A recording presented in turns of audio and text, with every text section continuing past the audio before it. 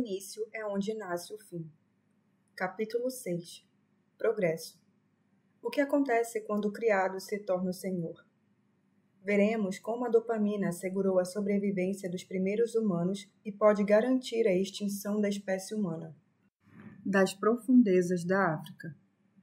Os humanos modernos evoluíram na África há aproximadamente 200 mil anos e começaram a se espalhar por outras partes do mundo cerca de 100 mil anos depois. Essa migração foi fundamental para a sobrevivência da espécie humana e há evidências genéticas de que quase não conseguimos. Uma das características incomuns do genoma humano é que há muito menos variação de pessoa para pessoa em comparação com outras espécies de primatas, como chimpanzés ou gorilas. Esse alto nível de semelhança genética sugere que somos todos descendentes de um número relativamente pequeno de ancestrais. De fato, no início de nossa história evolutiva, eventos desconhecidos mataram grande parte dos humanos e reduziram a população a menos de 20 mil, com sério risco de extinção. Esse evento de quase extinção ilustra por que a migração é tão importante. Quando uma espécie se concentra em uma pequena área, a população pode desaparecer de muitas maneiras, assolada por secas, doenças e outros desastres naturais. Se a espécie se dispersa por muitas regiões, no entanto, é como se tivesse uma pólice de seguro. O extermínio de uma população não resulta em extinção total. Com base na aparência e frequência de marcadores genéticos nos povos modernos, os cientistas estimam que os primeiros humanos se espalharam pela Ásia há cerca de 75 mil anos, chegaram à Austrália há 46 mil anos e à Europa há 43 mil anos. A migração para a América do Norte ocorreu mais tarde, em algum momento entre 30 mil e 14 mil anos. Hoje, a espécie humana ocupa quase todos os cantos do globo, mas não por ter identificado uma ameaça e se dispersado. O gene da aventura. Pesquisas em camundongos revelaram que drogas que aumentam a dopamina também amplificam o impulso exploratório. Animais que receberam essas drogas se movimentam mais em suas gaiolas e são menos tímidos quando entram em ambientes desconhecidos. A dopamina teria então contribuído para que os primeiros humanos saíssem da África e se dispersassem pelo mundo? Para responder a essa pergunta, cientistas da Universidade da Califórnia compilaram dados de 12 estudos que mediram a frequência de genes dopaminérgicos em diferentes regiões do planeta. Eles se concentraram no gene que diz ao corpo como produzir o receptor de dopamina D4. Você deve se lembrar que os receptores de dopamina são proteínas ligadas à parte externa das células cerebrais. O trabalho de um receptor de dopamina é aguardar a chegada de uma molécula de dopamina e se ligar a ela. A fusão desencadeia uma torrente de reações químicas no interior da célula, alterando a forma como esta se comporta. Encontramos esse gene antes, quando descrevemos a conexão entre a busca de novidades e a ideologia política. Lembre-se de que os genes possuem diferentes formas alternativas chamadas alelos. Os alelos representam pequenas variações na codificação de genes que dão às pessoas características diferentes. Indivíduos que possuem uma forma longa de gene DRD4, como o alelo 7R, são mais propensos a correr riscos. Buscam experiências novas porque têm baixa tolerância ao tédio. Gostam de conhecer novos lugares, ideias, novas comidas, drogas e oportunidades sexuais. São aventureiros. Em todo o mundo, cerca de 1 a cada 5 pessoas tem um alelo 7R, mas há variações substanciais de um lugar para o outro. Os pesquisadores obtiveram dados genéticos nas rotas de migração mais conhecidas da América do Norte, América do Sul, Leste Asiático, Sudeste Asiático, África e Europa. Quando analisaram os dados, um claro padrão surgiu entre as populações que permaneceram perto de seu lugar de origem. Menos indivíduos possuíam um alelo DRD4 longo em comparação com as que migraram para mais longe. Uma das rotas de migração avaliadas se iniciou na África, passou pelo leste da Ásia, cruzou o Estreito de Bering até a América do Norte e desceu para a América do Sul. Foi um longo caminho. Os pesquisadores descobriram que o grupo que percorreu totalmente, os indígenas sul-americanos, tinha a maior proporção de alelos longos da dopamina em comparação com os outros grupos, 69%. Entre aqueles que se estabeleceram na América do Norte, percorrendo, portanto, uma distância menor, apenas 32% tinham um alelo longo. As populações indígenas da América Central estavam no meio, com cerca de 42%.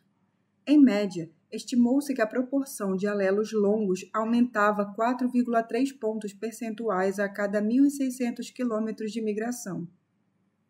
Uma vez estabelecido que o alelo 7R de gene DRD4 estava relacionado com a distância que uma população percorreu ao migrar, a próxima pergunta era: por quê? Por que o alelo 7R havia se tornado mais comum em populações distantes de seu local de origem? A resposta óbvia é que a dopamina torna os indivíduos inquietos e insatisfeitos, sempre querendo mais, sempre desejando algo melhor.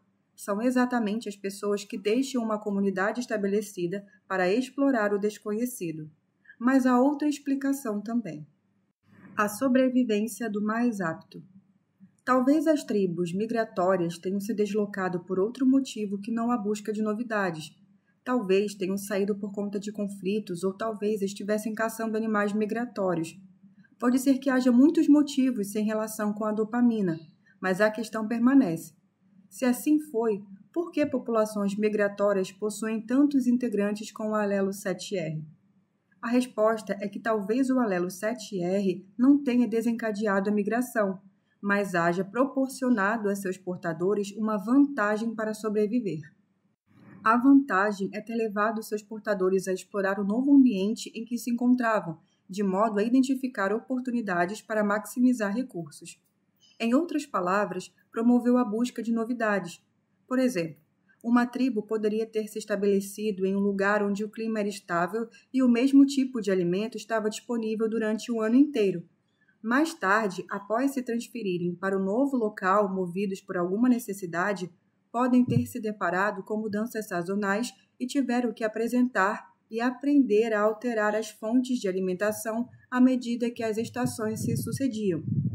Descobrir como fazê-lo envolvia experimentações e riscos.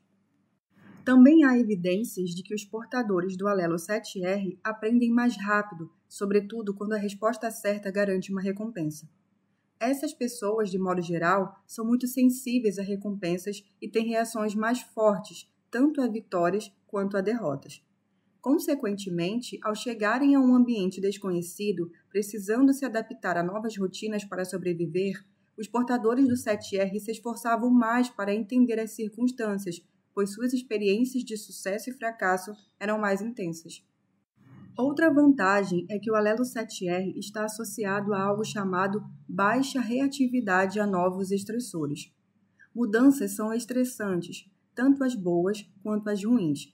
Por exemplo, há poucas coisas mais estressantes que um divórcio, mas casar também é difícil. Ir à falência é estressante, mas ganhar na loteria também. Mudanças ruins podem gerar mais estresse que as boas. O fator mais importante, porém, é o tamanho da mudança. Quanto maior a mudança, maior o estresse. O estresse não faz bem à saúde. Na verdade, ele mata.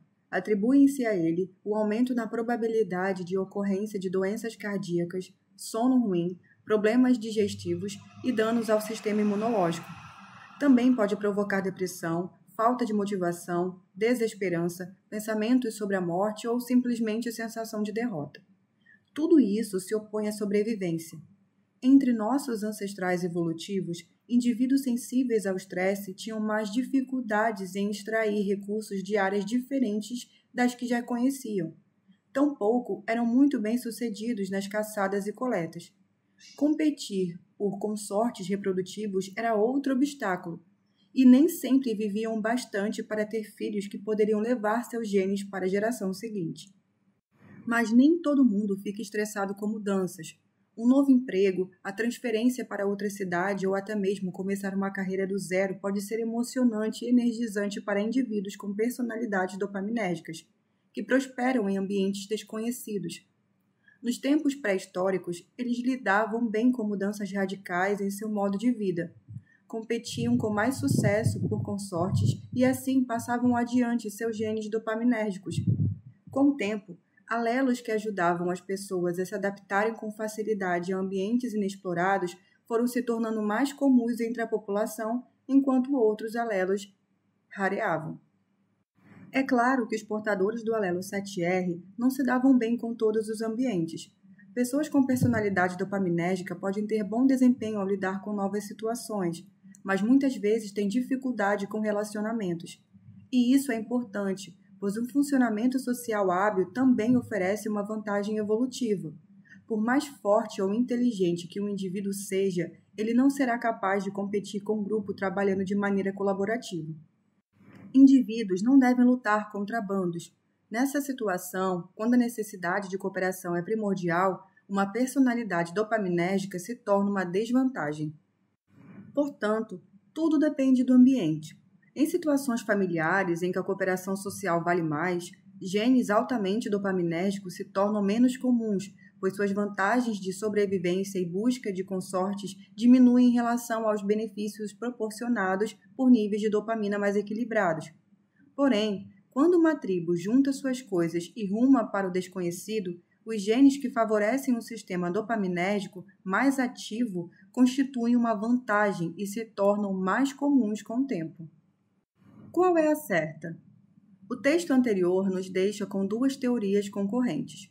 Primeira, os genes dopaminérgicos impulsionaram as pessoas a buscar novas oportunidades. Portanto, esses genes são encontrados com mais frequência entre populações que migraram, afastando-se de suas origens evolutivas. Segunda, alguma coisa obrigou a população a migrar em busca de novas oportunidades. Os genes dopaminérgicos permitiram que alguns dos indivíduos sobrevivessem e se reproduzissem com mais sucesso do que outros. Qual é a teoria correta? Aqui as coisas ficam um pouco mais complicadas. Se os genes dopaminérgicos impulsionassem as pessoas a buscar uma vida melhor, deveríamos ver muitos mais alelos 7R em todos os grupos que deixaram a África. Seria o caso, quer esses grupos tivessem migrado por algumas gerações e se fixado perto de seu local de origem, quer tivessem migrado por muitas gerações e se fixado longe dele. Isso porque, se é preciso muita dopamina para iniciar a jornada, o lugar onde a tribo se instalou seria irrelevante. Os que saíssem teriam muitos e os que ficassem teriam menos. Por outro lado, se as pessoas iniciaram a jornada sem a necessidade do 7R, veríamos uma mudança mais gradual no número de portadores desse alelo. Eis porque, se uma tribo migrasse para uma região próxima, só algumas gerações viveriam em um ambiente desconhecido. Tão logo parassem de viajar, o desconhecido se tornaria familiar e o alelo 7R deixaria de ser vantajoso. Com o campo de jogo nivelado, os portadores do alelo 7R perderiam a capacidade de ter mais filhos se comparada à de seus vizinhos menos dopaminérgicos. Todos os alelos diferentes seriam transmitidos por igual para gerações subsequentes. No entanto, as tribos que continuaram em constante deslocamento encontraram ambientes desconhecidos geração após geração após geração. As vantagens reprodutivas do 7R continuaram valendo e os portadores desse alelo viveriam mais e teriam mais filhos. Com o tempo, o alelo 7R se tornaria cada vez mais comum entre esses viajantes de longa distância. E é o que vemos. Quanto mais uma tribo migrou, maior a frequência do alelo 7R em sua população. A dopamina não fez as tribos migrarem, mas a ajudou a sobreviver à medida que avançavam. Imigração. Os motivos populacionais no mundo hoje são diferentes dos que nossos ancestrais pré-históricos vivenciaram. A imigração é uma escolha pessoal, não uma decisão tribal. E embora o motivo possa ser semelhante, a busca de melhores oportunidades, tudo indica que o alelo 7R não desempenha nenhuma função. As populações imigrantes têm aproximadamente o mesmo percentual de alelos 7R que as pessoas que permaneceram no país de origem. A dopamina até parece estar envolvida, mas de forma diferente. No capítulo 4, quando discutimos o papel da dopamina na criatividade, comparamos essa característica à esquizofrenia, doença mental caracterizada pelo excesso de dopamina no circuito do desejo. Vimos como delírios psicóticos têm ligações com ideias altamente criativas e até mesmo com sonhos comuns. Mas a esquizofrenia não é a única doença marcada pela excessiva atividade dopaminérgica. O transtorno bipolar, antigamente chamado de psicose maníaco-depressiva, tem também um componente dopaminérgico e parece estar ligado à imigração. Mania bipolar, outra condição causada por excesso de dopamina. O termo bipolar se refere a dois extremos de humor. Pessoa com transtorno bipolar vivenciam episódios de depressão, quando seu mau humor é anormalmente baixo, e episódios de mania, quando está anormalmente alto. Esta última condição está associada a altos níveis de dopamina, o que não é surpreendente se considerarmos os sintomas do estado maníaco, que é energia inesgotável, euforia, pensamentos que saltam de um tópico a outro em ritmo acelerado, busca de muitos objetivos ao mesmo tempo e envolvimento em atividades de alto risco na busca pelo prazer, como gastos desenfreados e comportamento sexual promíscuo. O transtorno bipolar deixa muitas pessoas incapacitadas para manter um emprego ou relacionamentos saudáveis. Outras tomam medicamentos que estabilizam o humor e conseguem viver normalmente. Algumas levam vidas extraordinárias. Em todo o mundo, cerca de 2,4% da população tem transtorno bipolar, mas essa condição é mais comum em determinados grupos.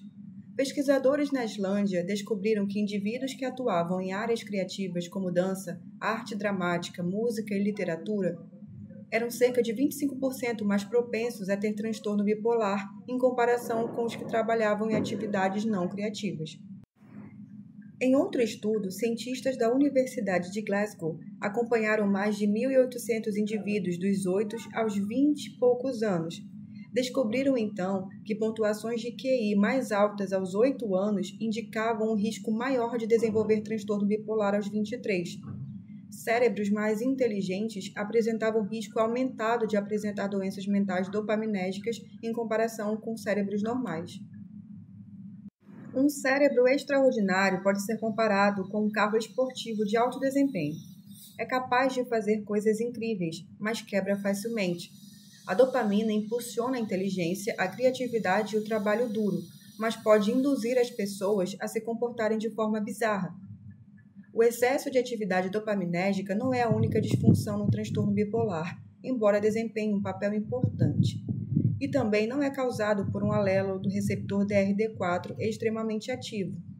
Cientistas acreditam que o transtorno tem origem em um problema com algo chamado transportador de dopamina. O transportador de dopamina é como um aspirador de pó.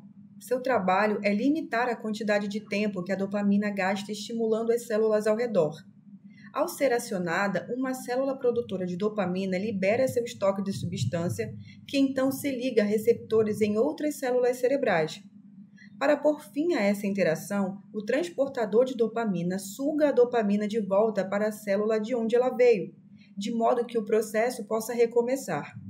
O transportador é às vezes chamado de bomba de reabsorção, pois bombeia a dopamina de volta para a célula.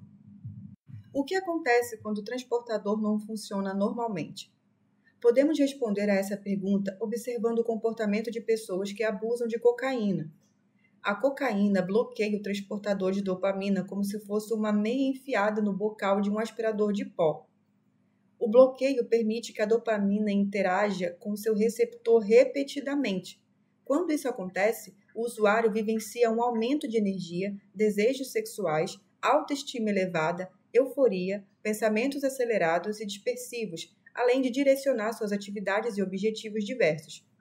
A intoxicação por cocaína é tão semelhante à mania que os médicos têm dificuldade em distingui-las. Os genes bipolares impulsionam a imigração? Aprendi muito rapidamente que quando você emigra, perde as muletas que foram seu apoio e deve começar do zero, pois o passado é apagado de um só golpe e ninguém se interessa em saber de onde você é, nem o que você faz.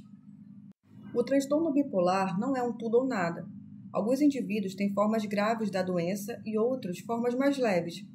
Alguns apresentam apenas uma tendência bipolar.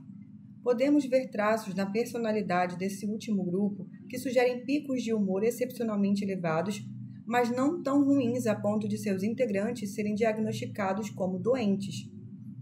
Tudo depende de quantos genes de risco uma pessoa herda de seus pais e quanta vulnerabilidade esses genes provocam.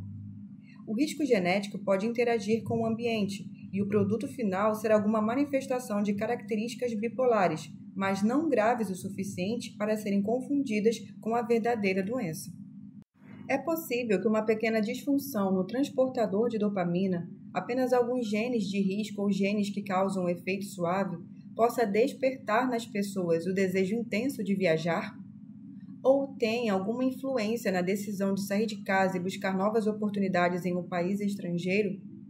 Não é fácil abandonar as próprias raízes, dar adeus aos amigos e parentes e deixar uma comunidade familiar confortável e solidária. Andrew, um imigrante escocês do século XIX, que começou a trabalhar em uma fábrica ganhando alguns centavos por dia e mais tarde se tornou o homem mais rico do mundo, escreveu: "Quem está satisfeito não enfrenta as ondas de tempestuoso Atlântico, mas acomoda-se em casa."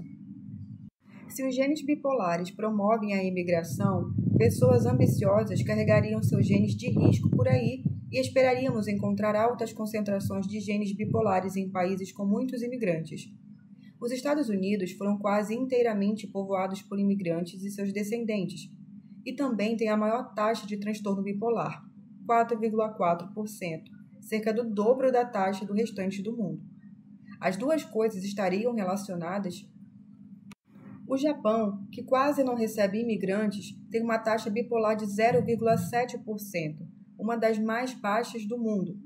Nos Estados Unidos, as pessoas com transtorno bipolar apresentam os primeiros sintomas quanto mais jovens, o que sinaliza uma forma mais grave da doença. Cerca de 2/3 desenvolvem sintomas antes dos 20 anos, em comparação com apenas 1/4 na Europa. Isso reforça a ideia de que o acervo genético nos Estados Unidos tem uma concentração maior de genes de alto risco. O gene que diz ao corpo como produzir o transportador de dopamina é um desses, mas existem muitos outros. Ninguém sabe exatamente quantos, mas fica clara a atuação de alguma forma de herança genética. Filhos de pais bipolares são pelo menos 2 vezes mais propensos a desenvolver transtorno bipolar em comparação com a população em geral. Segundo alguns estudos, o risco é 10 vezes maior. Mas às vezes as crianças têm sorte, obtêm as vantagens que as pessoas bipolares desfrutam sem desenvolver a doença. Como observamos, o transtorno bipolar não é um tudo ou nada. Especialistas em transtorno do humor identificam um espectro bipolar. Uma extremidade do espectro está no bipolar 1. Pessoas com essa forma de doença apresentam mania e depressão graves. Em seguida, temos o bipolar 2, que se caracteriza por apresentar depressão grave, mas episódios mais suaves do humor exaltado, conhecido como hipomania. Na sequência, no espectro, está a ciclotimia, caracterizada por ciclos de hipomania e episódios depressivos leves. Por fim, há algo chamado temperamento hipertímico, derivado da palavra grega tímia, que significa estado de espírito. O temperamento hipertímico não é considerado doença. Não ocorre em episódios como o transtorno bipolar. Pessoas com temperamento hipertímico têm apenas uma personalidade hiper e se apresentam assim o tempo todo. De acordo com Axcal, que realizou grande parte do trabalho pioneiro nessa área, as pessoas com temperamento hipertímico são exuberantes, jocosas, otimistas demais, confiantes demais, arrogantes e cheias de energia e planos. Além disso, têm muitos interesses, são intrometidas, desinibidas, gostam de correr riscos e, em geral, não dormem muito bem. Empolgam-se demais e facilmente com novos rumos em sua vida, como dietas, parceiros românticos, oportunidades de negócio e religiões, mas logo perdem o interesse. Em geral, são muito dinâmicas, mas o convívio com elas pode ser difícil. No último estágio do espectro bipolar estão aqueles que herdam uma quantidade muito limitada de risco genético.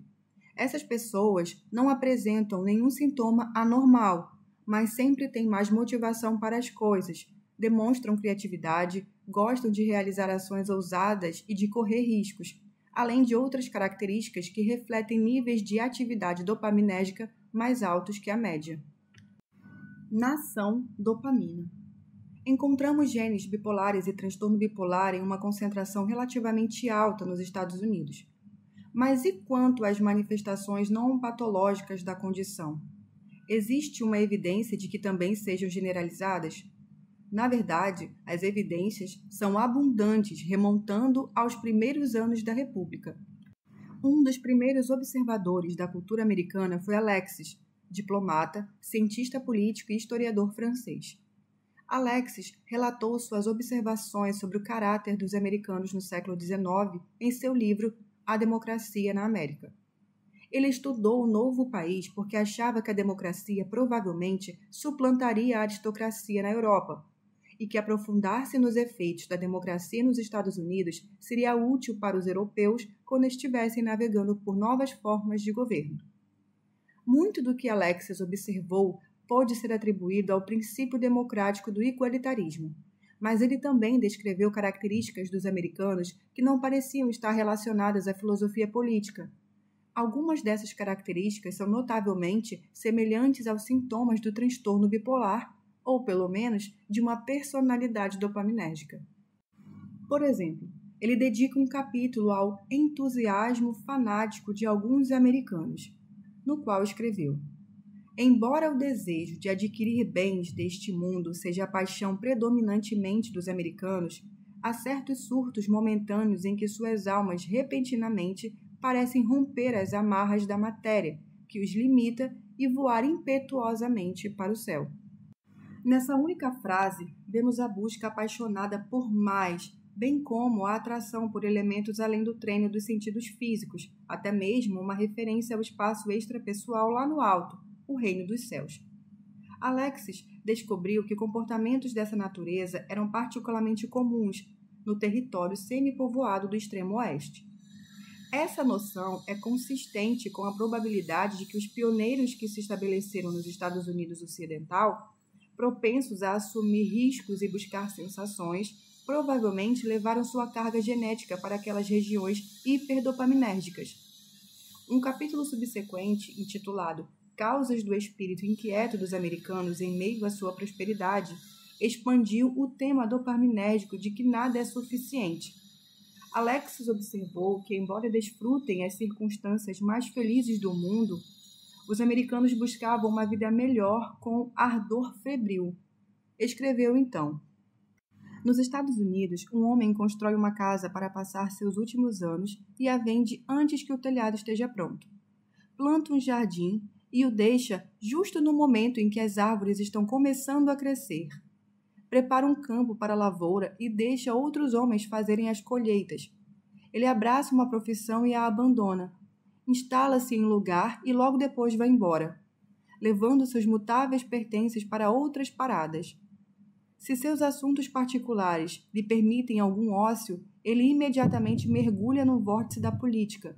E se no final de um ano de trabalho incessante descobre que tem alguns dias de férias, sua curiosidade ansiosa o faz deslocar-se para a vasta extensão dos Estados Unidos e ele viajará 2.500 quilômetros em poucos dias para se livrar de sua felicidade. Nesse trecho, Alexis descreveu uma nação habitada por hipertímicos, inventores, empreendedores e ganhadores do Prêmio Nobel. Como nação de imigrantes, os Estados Unidos acumularam conquistas dopaminérgicas espetaculares. Segundo uma pesquisa publicada pelo Instituto de Pesquisas sobre a Imigração da Universidade George Mason, o país recebeu 42% de todos os prêmios Nobel concedidos entre 1901 e 2013, mais do que qualquer outro. Além disso, um número desproporcional de americanos laureados com o Nobel eram imigrantes. Os 3 principais países de origem foram o Canadá, com 13%, a Alemanha, com 11%, e o Reino Unido, com 11% também. Os Estados Unidos continuam a atrair gente de todo o mundo e a população imigrante continua a incluir uma alta proporção de indivíduos extraordinários. Algumas das empresas mais importantes da nova economia foram fundadas por imigrantes, incluindo Google, Intel, PayPal, eBay e Snapchat. Em 2005, 52% das startups do Vale do Silício haviam sido fundadas por imigrantes, um número notável considerando o fato de que eles apresentavam apenas 13% da população americana. O país que supre os Estados Unidos com o maior número de empreendedores na área de tecnologia é a Índia. No livro Pessoas Excepcionais, como a migração modelou o nosso mundo e definirá nosso futuro, os autores relatam que em 2006, estrangeiros vivendo nos Estados Unidos foram listados como inventores ou co-inventores em 40% de todos os pedidos de patentes internacionais apresentadas pelo governo americano.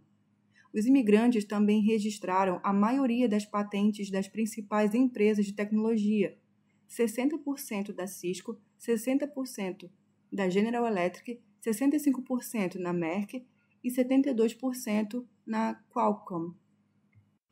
Os imigrantes não se limitam a lançar empresas de tecnologia. De salões de beleza, restaurantes e lavanderias, às empresas de mais rápido crescimento nos Estados Unidos, eles iniciam 1/4 de todos os novos negócios naquele país, cerca de 2 vezes mais per capita do que outros americanos. Analisando o empreendedorismo de maneira ampla, podemos fechar o círculo e encontrar um link direto para a dopamina. Dopamina. As células produtoras de dopamina compõem 0,0005% do cérebro, uma pequena fração das células que usamos para navegar em nosso mundo. E, no entanto, quando pensamos em quem somos no sentido mais profundo, pensamos nesse pequeno aglomerado de células. Nós nos identificamos com nossa dopamina. Em nossa mente, somos dopamina. Pergunte a um filósofo qual é a essência da humanidade. Não seria surpreendente se ele dissesse que é o livre-arbítrio.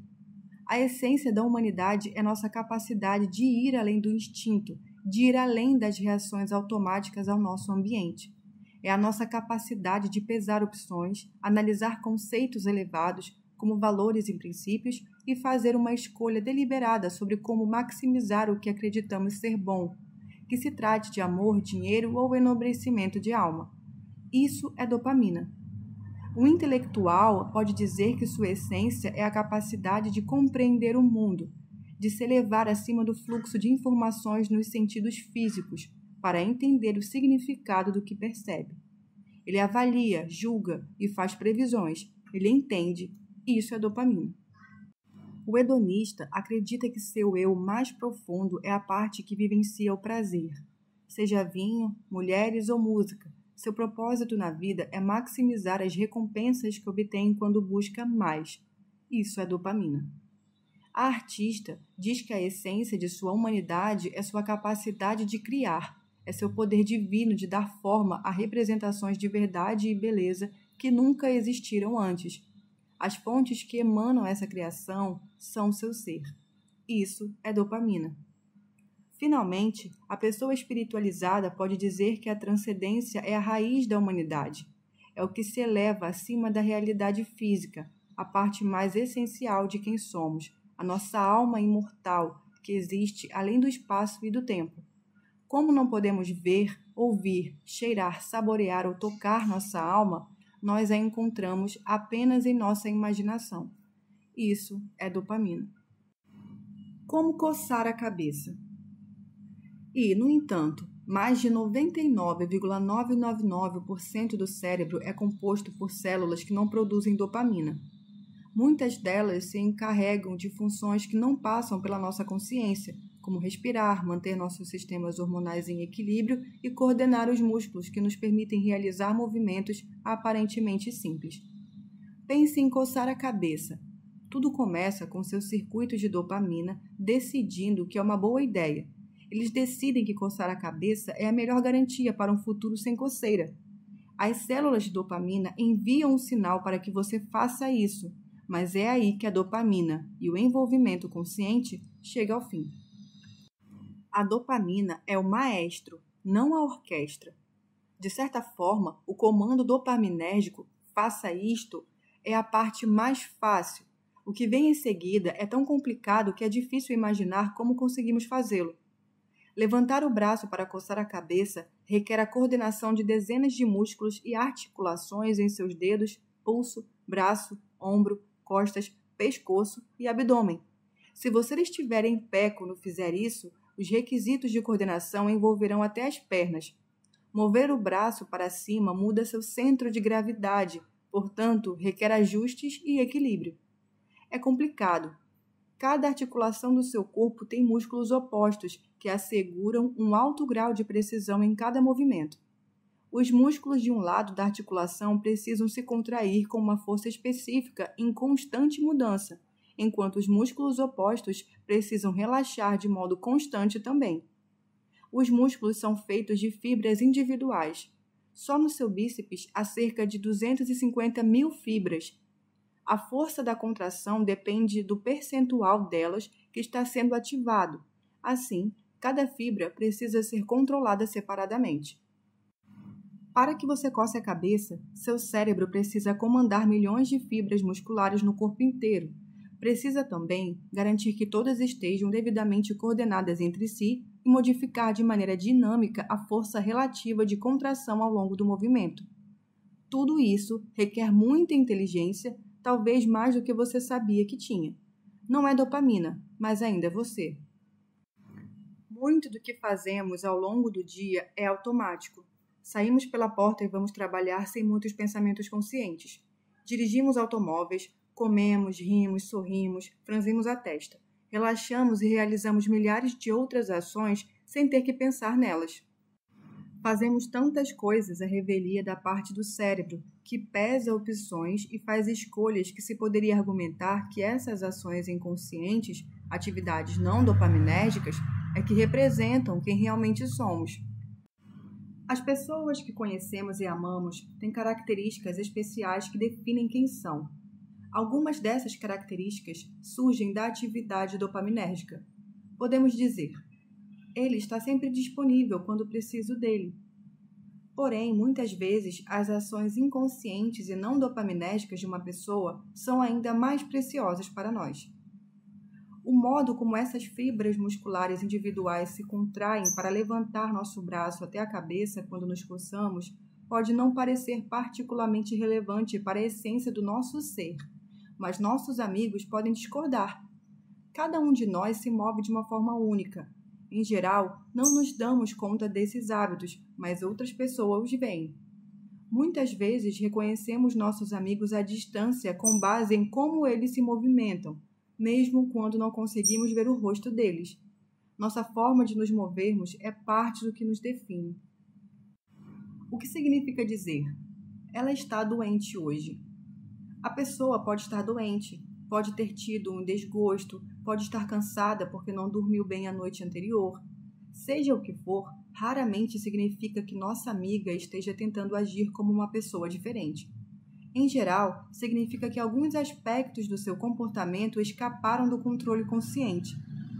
E a esses aspectos que nos referimos quando pensamos em relação a que ela está diferente, entre aspas. A essência de quem aquela pessoa é. Podemos acreditar que nossa alma reside em nossos circuitos de dopamina, mas nossos amigos não acreditam nisso. O que mais negligenciamos quando identificamos nosso ser interior com nossos circuitos de dopamina? Negligenciamos a emoção, a empatia, a alegria de estar com quem amamos. Se ignorarmos nossas emoções, se perdermos contato com elas, elas se tornarão menos sofisticadas ao longo do tempo e poderão se transformar em raiva, ganância e ressentimento. Quando desprezamos a empatia, perdemos a capacidade de fazer os outros se sentirem felizes. E se negligenciarmos os relacionamentos sociais, provavelmente perderemos nossa capacidade de ser felizes. E provavelmente morreremos mais cedo. Um estudo de Harvard que está em andamento há mais de 7 décadas revelou que o isolamento social está associado a um risco de 50% a 90% maior de morte precoce. Quase o mesmo que fumar e mais alto que o risco acarretado pela obesidade ou pela falta de exercícios. Nosso cérebro precisa de relacionamentos sociais, apenas para permanecer vivo. Com o isolamento social, também perdemos o prazer proporcionado pelo mundo sensorial que nos rodeia. Em vez de apreciarmos a beleza de uma flor, apenas imaginamos como ela ficaria em um vaso na mesa da cozinha. Em vez de sentirmos o perfume das manhãs e contemplarmos o céu, consultamos o aplicativo do tempo em nosso smartphone com o pescoço inclinado, alheios ao nosso entorno. Quando nos identificamos com nossos circuitos de dopamina, ficamos presos a um mundo de especulações e possibilidades. O mundo concreto do aqui e agora é desprezado, ignorado ou até temido, pois não podemos controlá-lo. Só podemos controlar o futuro e abrir mão do controle não é algo que criaturas dopaminérgicas gostem de fazer. Mas nada disso é real. Mesmo um futuro a 1 segundo de distância é irreal. Apenas os fatos cruéis do presente são reais. Fatos esses que precisam ser aceitos exatamente como são, que não podem ser modificados por nada para se adequarem às nossas necessidades. Este é o mundo da realidade. O futuro, onde as criaturas dopaminérgicas vivem suas vidas, é um mundo de fantasmas. Nossos mundos de fantasia podem se tornar refúgios narcisistas onde somos poderosos, belos e adorados. Ou talvez mundos onde temos controle total de nosso ambiente, assim como o artista digital controla cada pixel em seu monitor. Enquanto deslizamos pelo mundo real, meio cegos, preocupados apenas com o que podemos usar, trocamos os oceanos profundos da realidade pelas corredeiras rasas de nossos desejos intermináveis, e no final, isso poderá nos aniquilar. A dopamina destruirá a espécie humana? Quando a espécie humana vivia em escassez e à beira da extinção, a busca por mais nos mantinha vivos. A dopamina era o motor do progresso e tirou nossos ancestrais revolucionários de uma vida de subsistência.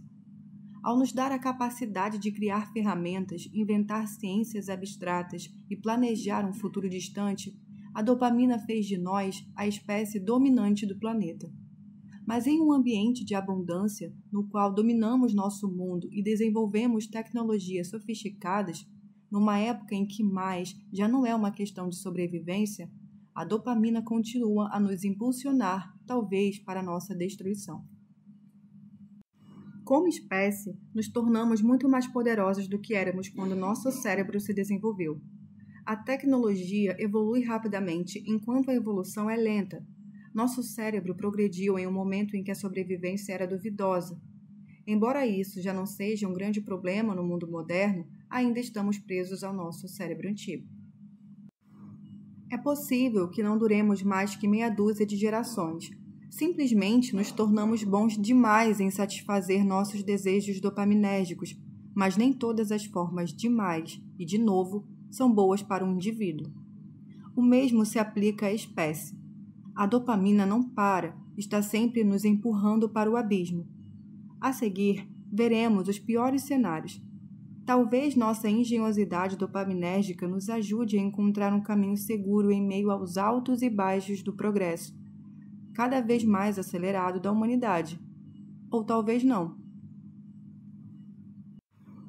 O Armagedon nuclear é o modo mais óbvio pelo qual a dopamina pode destruir a humanidade. Cientistas altamente dopaminérgicos construíram armas apocalípticas para governantes altamente dopaminérgicos. Os cientistas não podem deixar de projetar armas cada vez mais letais e os ditadores não podem deixar de cobiçar o poder. Com o tempo, mais e mais países adquirem poder nuclear e algum dia os circuitos dopaminérgicos de alguém podem chegar à conclusão de que a melhor forma de maximizar os recursos futuros é apertar o botão. Todos nós esperamos, e muitos acreditam, que antes de se destruir, a humanidade encontrará um modo de superar o impulso primitivo da conquista, talvez por meio de organizações de cooperação internacional como a ONU. Mas, para pôr em prática essa aspiração, será necessário algo muito poderoso. É extremamente difícil reprogramar nosso cérebro. A dopamina poderá nos conduzir a outro cenário apocalíptico, envolvendo um consumo cada vez maior até destruirmos o planeta. Mudanças climáticas aceleradas pela atividade industrial são uma das principais preocupações de diversos países que temem suas consequências devastadoras, como secas, inundações e competição violenta por recursos que já se escasseiam. Mais da metade dos gases de efeito estufa é gerado pela queima de combustíveis fósseis para produzir cimento, aço, plásticos e produtos químicos. À medida que mais países saem da pobreza, a demanda por esses materiais aumenta. Todo mundo quer mais. E para uma quantidade significativa de nações, mais não significa luxo, mas a saída de uma pobreza esmagadora. O painel intergovernamental sobre mudanças climáticas, que fornece avaliações científicas para a Conferência das Nações Unidas sobre Mudanças Climáticas, afirma que qualquer resposta deverá incluir mudanças sociais efetivas. O crescimento econômico global precisa ser refreado.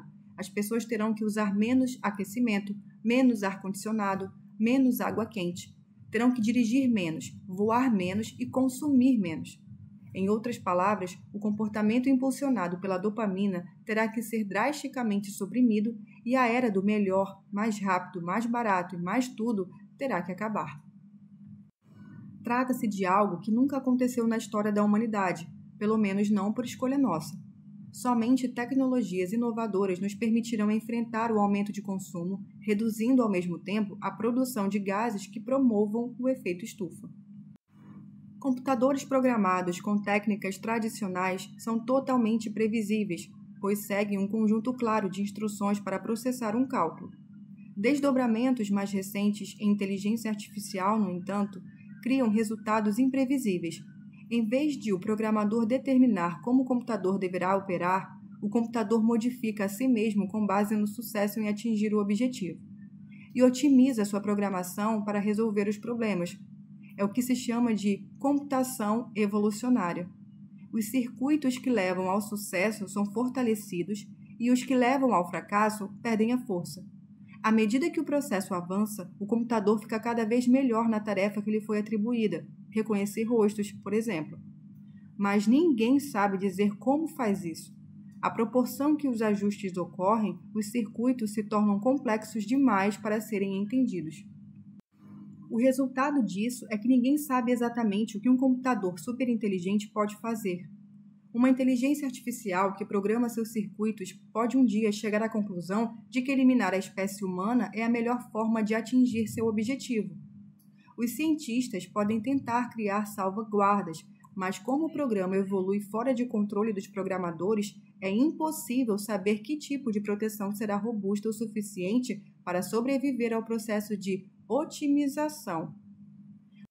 Uma opção simplesmente é parar de fabricar computadores com inteligência artificial. Porém, isso reduziria nossa capacidade de buscar mais. Assim, essa opção está descartada. A dopamina impulsionará a ciência, seja boa ou não para nós. Podemos ter sorte, no entanto, e descobrirmos em meio de garantir que as inteligências artificiais atuem eticamente. Muitos especialistas da área acreditam que isso deve se tornar uma prioridade para os cientistas da computação. Os avanços tecnológicos impulsionados pela dopamina tornam cada vez mais fácil satisfazer nossas necessidades e nossos desejos.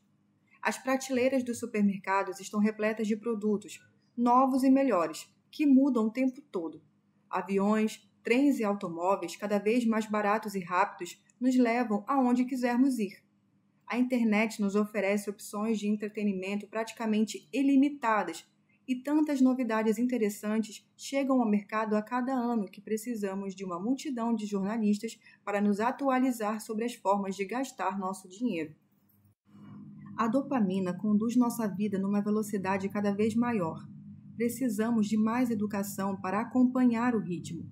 Um diploma de pós-graduação é tão necessário hoje quanto era a educação universitária uma geração atrás. Trabalhamos mais horas, temos mais memorandos para ler, mais relatórios para escrever e mais e-mails para responder. Vivemos agitados. Espera-se que estejamos disponíveis a qualquer hora do dia e da noite. Quando alguém no trabalho nos chama, temos que atender prontamente. Os anúncios exibem um homem sorridente respondendo às mensagens de texto na praia ou uma mulher à beira da piscina no hotel, acessando no celular um vídeo de sua casa vazia. Que alívio! Nada aconteceu desde a última vez que ela checou, 15 minutos antes. Com tantas formas de se divertir, tantos anos para os estudos e tanto tempo dedicado ao trabalho, algo tem que desmoronar, e esse algo é a família. De acordo com o censo americano, entre 1976 e 2012, o número de mulheres sem filhos nos Estados Unidos praticamente dobrou. O The New York Times relata que em 2015 ocorreu o primeiro Not Mom Summit, que é um encontro das não-mães, um encontro global de mulheres sem filhos por escolha ou circunstâncias. Nos países desenvolvidos, as pessoas praticamente perderam o interesse em ter filhos. Criá-los custa muito caro. De acordo com o Departamento de Agricultura dos Estados Unidos, educar um filho até os 18 anos custa o equivalente a $245 mil. 4 anos em uma faculdade, mais hospedagem e alimentação, saem por cerca de $160 mil. E depois da faculdade ainda há a pós-graduação, ou talvez o filho volte para casa. Todo esse dinheiro daria para comprar uma casa de férias ou viajar para o exterior todos os anos. Isso para não mencionar restaurantes, teatros e roupas de grife. Como resumiu um recém-casado que planejava não ter filhos, sobra mais dinheiro para nós. Focado no futuro, a dopamina já não induz os casais a ter filhos, pois as pessoas que vivem em países desenvolvidos não dependem da prole para sustentá-las na velhice. Planos de aposentadoria financiados pelo governo cuidam disso, o que libera dopamina para outras distrações, como TVs, carros e cozinhas remodeladas. O resultado final é o colapso demográfico. Cerca de metade do mundo vive em países com fecundidade abaixo da taxa de reposição, ou seja, o número de filhos por casal não é suficiente para evitar um declínio na população. Nos países desenvolvidos, o número que evitaria a queda no número de habitantes é 2,1 filhos por mulher, o que permitiria substituir, entre aspas, os pais e um pouco mais para contabilizar mortes precoces. Em alguns países em desenvolvimento, esse número chega a 3,4 por conta das altas taxas de mortalidade infantil. A média mundial é de 2,3. Todos os países europeus, assim como Austrália, Canadá, Japão, Coreia do Sul e Nova Zelândia, fizeram a transição para taxas de fecundidade abaixo da linha de reposição. Os Estados Unidos têm se beneficiado de uma taxa mais estável, em grande parte graças ao fluxo de imigrantes oriundos de países em desenvolvimento que ainda não perderam o hábito de dar continuidade à espécie humana. Mas mesmo nos países em desenvolvimento, as taxas de natalidade estão caindo. Brasil, China, Costa Rica, Irã, Líbano, Singapura, Tailândia, Tunísia e Vietnã já têm taxas de fertilidade abaixo da linha de reposição. Os governos estão fazendo o que podem para evitar que seus países se tornem cidades fantasmas. Durante a crise dos refugiados sírios, a Alemanha abriu suas fronteiras para todos. A Dinamarca respondeu à crise exibindo comerciais que mostravam um modelo sensual, vestida com uma lingerie preta, dizendo: "Faça isso pela Dinamarca." Singapura, com uma taxa de natalidade de apenas 0,78, fez um acordo com a Mentos para promover a Noite Nacional, na qual os casais eram instruídos a deixar seu patriotismo explodir. Na Coreia do Sul, os casais ganham dinheiro e prêmios por terem mais de um filho, e na Rússia podem receber uma geladeira de presente. Por fim, o declínio, se não o fim, da espécie humana pode ser acelerado pela realidade virtual. A realidade virtual já cria experiências atraentes nas quais os participantes são transportados a locais lindos e emocionantes para se tornar, instantaneamente, o herói do universo. A realidade virtual produz imagens e sons com muitas modalidades sensoriais a caminho. Pesquisadores em Singapura desenvolveram o que chamam de simulador de sabor digital, um dispositivo com eletrodos que fornecem corrente e calor para a língua. Ao estimular a língua com quantidades variadas de eletricidade e calor, é possível enganá-la para simular sabores salgados, azedos e amargos. Como o que percebemos como pedalar é, em grande parte, cheiro, há também um aparelho que possui um difusor aromático que simula cheiros, bem com o que inventores chamam de transdutor de condução óssea. Segundo eles, o dispositivo imita, entre aspas, os sons de mastigação que são transmitidos da boca do cliente até os tímpanos, através dos tecidos moles e ossos. O tato é a fronteira final, pois permitirá que os fabricantes de realidade virtual simulem sexo, e a pornografia é o motor universal da adoção de novas mídias, como videocassetes, DVDs e internet de alta velocidade. Por que se incomodar em fazer sexo com um parceiro carente, repetitivo e imperfeito, quando é possível se satisfazer com uma fantasia em constante mudança? Quando entrar no reino do tato, a pornografia se tornará muito mais viciante. Recentemente, chegaram ao mercado dispositivos que fornecem estimulação genital sincronizada com realidade virtual pornográfica. Em síntese, brinquedos sexuais manipulados por um computador. Há muito dinheiro em jogo. Em 2016, o mercado de brinquedos sexuais foi de 15 bilhões de dólares e há projeções de que ultrapassaria 50 bilhões de dólares em 2020. Em breve, poderemos ensinar ao computador o que nos agrada e avaliar as experiências que ele gera da mesma forma que avaliamos músicas e livros. O computador se tornará tão hábil em satisfazer nossos desejos que nenhum ser humano será capaz de competir com ele. O próximo passo será vestir trajes colantes que nos permitirão experimentar o sexo virtual com todos os nossos sentidos sem o inconveniente da reprodução. As pessoas já estão escolhendo ter menos filhos. Quando as tendências atuais se combinarem com o fascínio da realidade virtual, o futuro da espécie humana será muito duvidoso. Com a realidade virtual, a espécie humana poderá entrar voluntariamente em uma noite escura. Nossos circuitos de dopamina nos dirão que é a melhor coisa que existe. Só uma coisa poderá nos salvar: a capacidade de alcançar um equilíbrio melhor, de superar nossa obsessão por mais, de apreciar a complexidade ilimitada da realidade e de aprender a desfrutar o que temos.